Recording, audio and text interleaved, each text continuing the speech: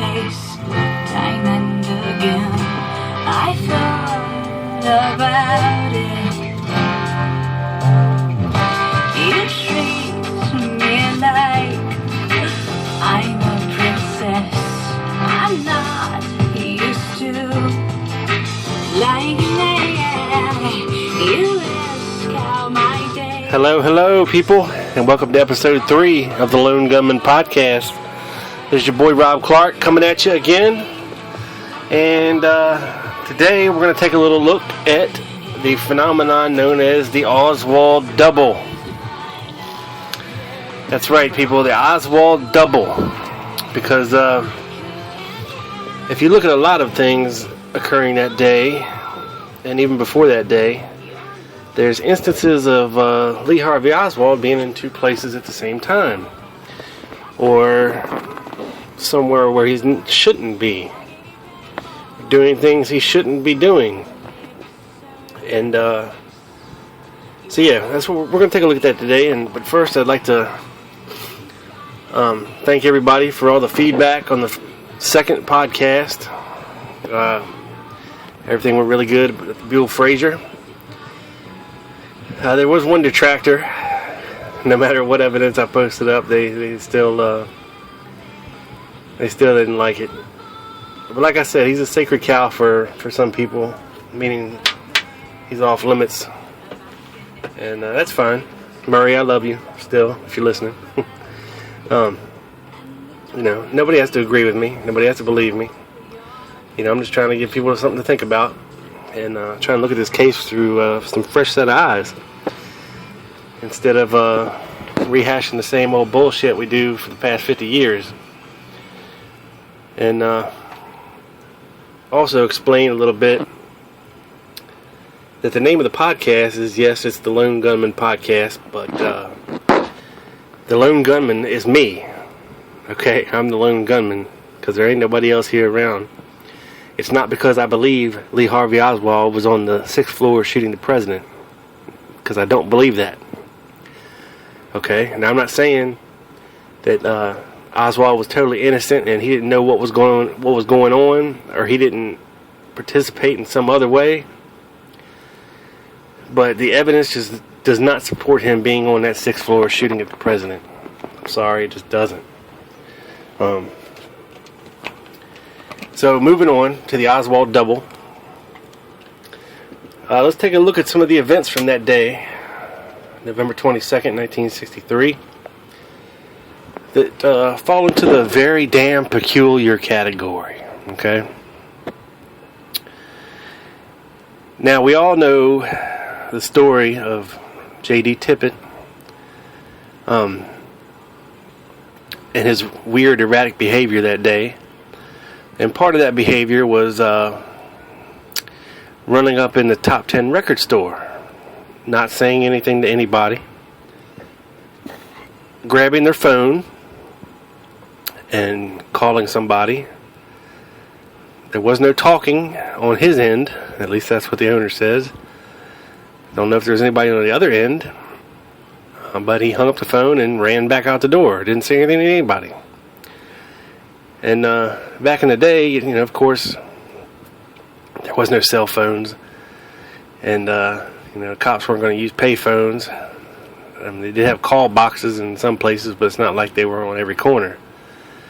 So it wasn't uncommon for police officers to go into businesses and use their telephones.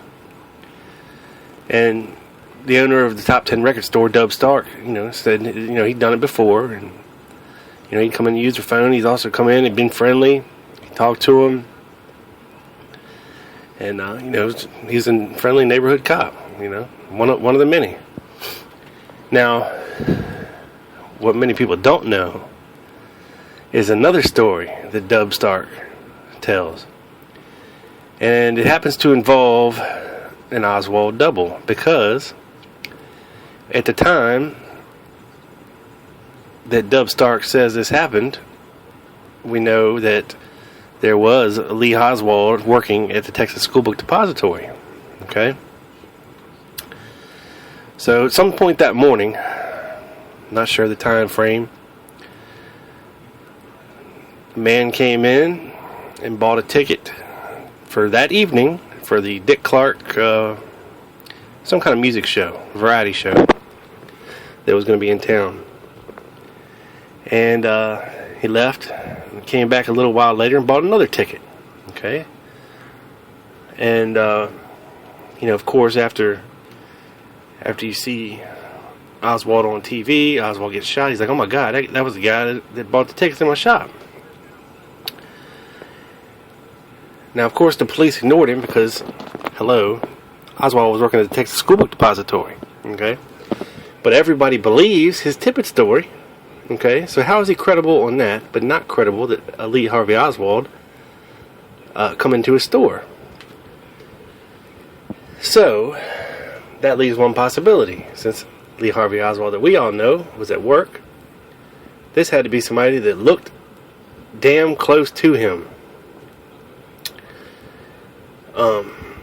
or looked a lot like him. I don't think names were ever exchanged, but based on a visual description, Dub Stark was fairly sure that Oswald was the man that came in and bought his tickets. And the reason you haven't heard about him, because quite frankly, he was ignored by the police and the Warren Commission about this.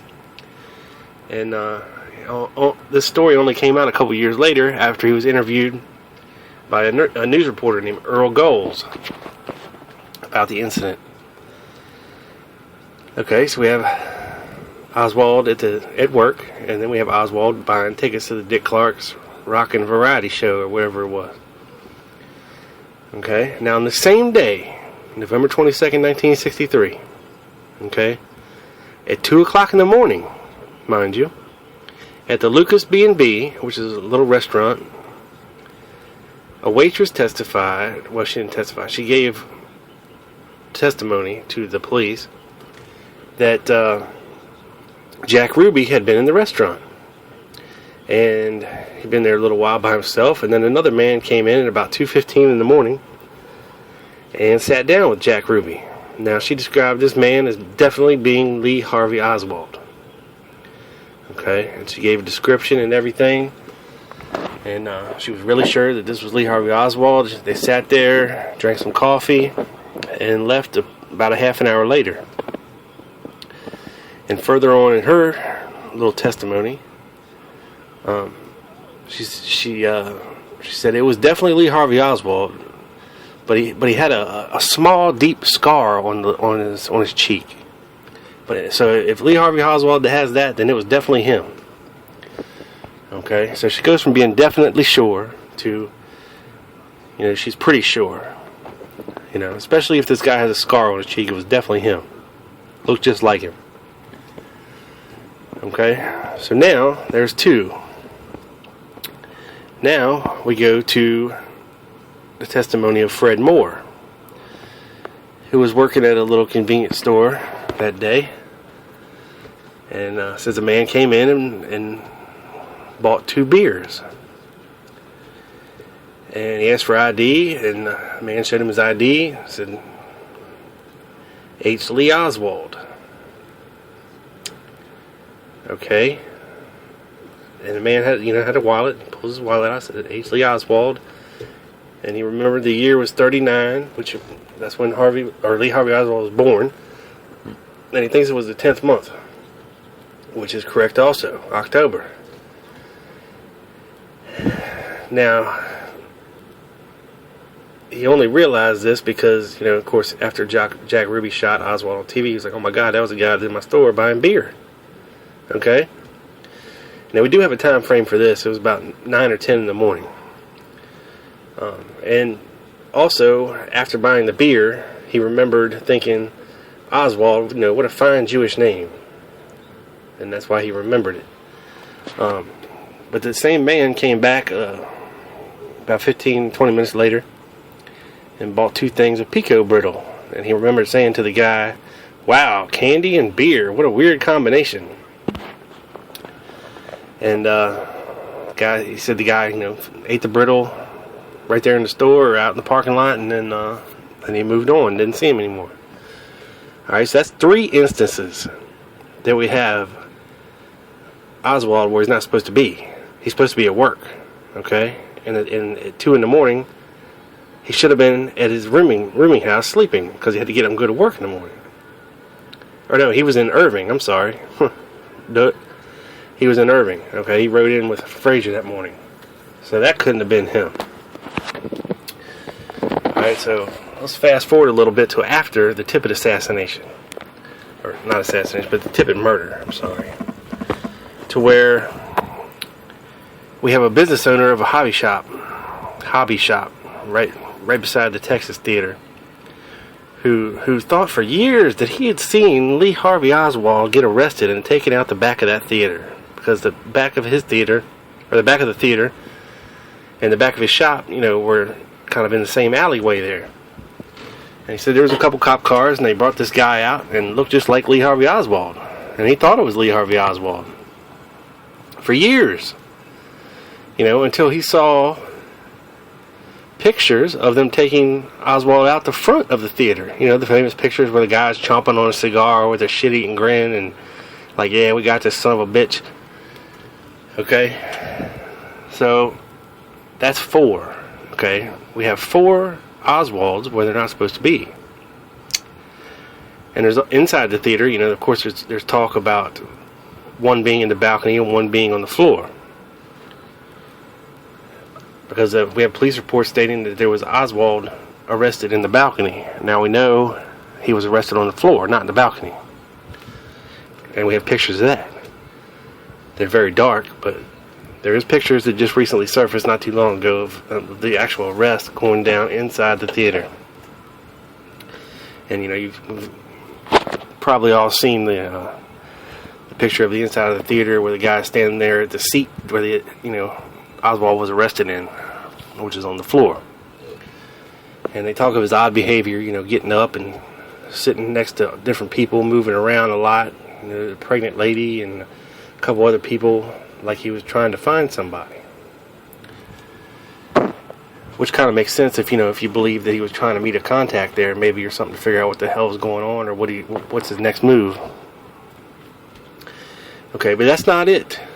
That's 4 in one day, okay? But that's not all. There's another one. Okay, now we have a mechanic who is looking across at this parking lot.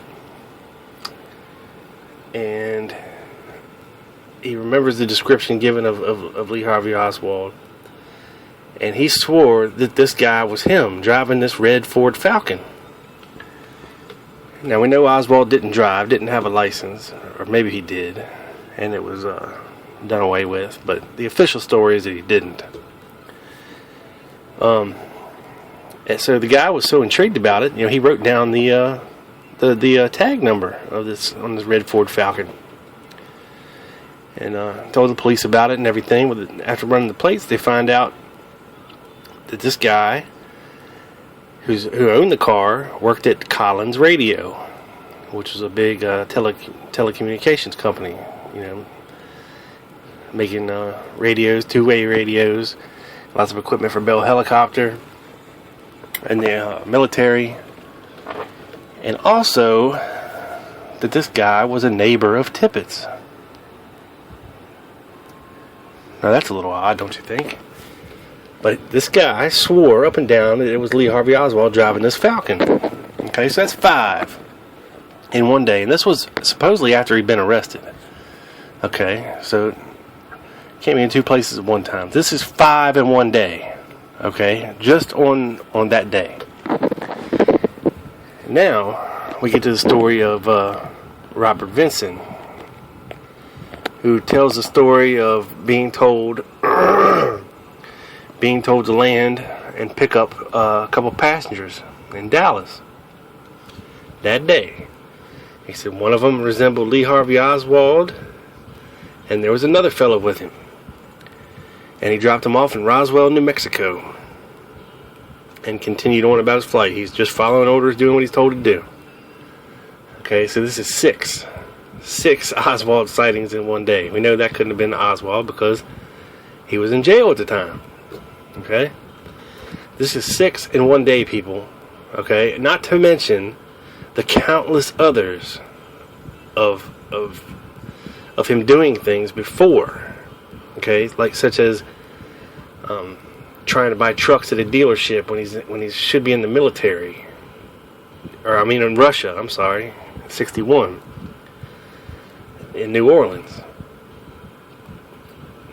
and there's also reports of him going to a dealership in Dallas and test driving a car, driving like a maniac, saying that he'd be able to afford this car soon and all this and that. And the guy wrote his name down.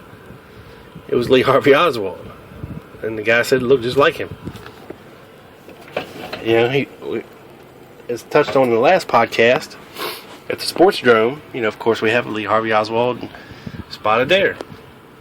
Was it him or was it a double? Who knows? Now we get into looking at maybe just who this guy was that was impersonating Oswald at all these places. Now, as my buddy Doug touched on in the last podcast, and I really think he's onto something with Loran Hall, William Seymour, and Lawrence Howard, and Jack. Well, I think Jack Lawrence was involved as well. You know, and everything with the Johnson rifle and these guys, and going to Odio's apartment. And there's also a lot of talk about Leon Oswald. Okay? Sylvia Odio brings up the fact this guy's name was Leon Oswald. Perry Russo talks of a Leon Oswald. Okay? Ferry's roommate, I forget his first name, Brashears, said he had sex with Leon Oswald. Okay? And Perry Russo talks about Leon Oswald as being real scruffy looking, had a little scruffy beard, and was a real asshole. You know, and I want to say that this guy was William Seymour. Okay?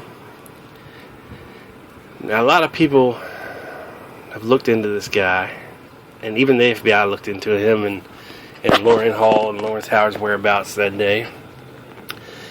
And, you know, they said they went and talked to his employers in Florida, and that he was working at a welding company in Florida at the time, and they were satisfied with that alibi. Okay, but what does that really mean? I mean, you know, Lee Oswald worked for a welding company in Dallas. Roscoe White did too, and he died there. Well, he died in the hospital, but he was in a major accident that caused his death there. And here's another welding company popping up. You know, which could be fronts for anything really. CIA fronts, mafia fronts. Because a lot of these things were interconnected, and a lot of these CIA contract people were mafia people. And also ties in with the anti-Castro Cubans.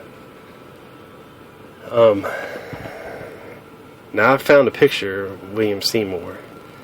And damn if it doesn't look like he has a small deep scar on his cheek. Just like that waitress described at the restaurant that morning speaking with Jackie Ruby.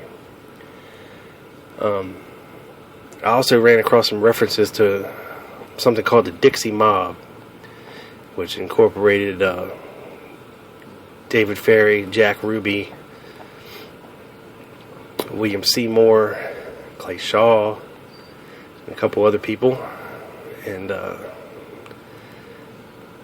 they kind of fancied themselves a little subset to their own. And you know, Ferry has ties with these anti-Castro groups. You know, he's close with Sergio Racka Smith, Eladio DeVale. And coming back to New Orleans, we have also another instance of a Leon Oswald at a man named Orestes Pena's bar. And he said, you know, this guy was there with a big fat Mexican, which translates into Loran Hall. And he got extremely intoxicated, proceeded to puke in the street, and was very belligerent. And of course, we know Oswald didn't drink. So we have sightings of Leon Oswald everywhere. We have sightings of a different Lee Harvey Oswald everywhere. So what the hell's going on here? Well, methinks that a lot of this impersonation, I think Ferry realized, having known Lee Harvey Oswald, from his early days in the Civil Air Patrol, and even possibly being influential in to get him into the Marines and intelligence services. He ran across these mercenaries, that were associated with the anti-Castro Cubans, and damn, if this guy doesn't look just like Lee Harvey Oswald. Maybe we can use this guy to help set this guy up. Now, if Brashears is telling the truth about Leon Oswald being homosexual, which somewhat makes sense with these mercenary types, they're all about power, and a lot of homosexuals are that way because just the feeling of utter power. What's more powerful? And even a lot of these elite rich guys, they're what's more powerful than having another man, suck you off or to cornhole another guy. That's like, they look at it as being like one of the most powerful things ever. It makes them feel powerful, gives them power.